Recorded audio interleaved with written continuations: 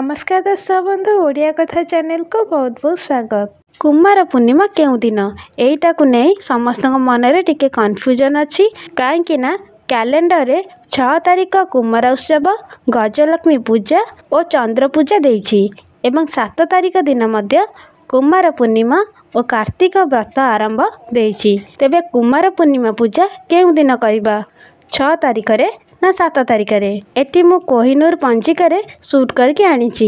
Eighty भी कुमार उत्सव और गजलक्ष्मी पूजा 6 तारिख रे देइछि एवं एपटे भी कुमार पूर्णिमा कार्तिक जन्म कार्तिक व्रत आरंभ 7 तारिख रे देइछि। तो केउ दिन कुमार पूर्णिमा पूजा करबा तेबे तिथि अनुसार देखिले एटी लेखा होइछि कि चतुर्दशी 16 34 दिग 12 20 माने चतुर्दशी तिथि 12टा 20 जाए अच्छी एवं ता परटू आरंभ होउछि पूर्णिमा तिथि एवं एही पूर्णिमाटी 7 तारिख जाए रहउछि। आ एपटे देइछि पूर्णिमा 8 52 दिग 9 15 माने पूर्णिमा तिथि 7 तारिख रे 9टा 15 जाए रहउछि।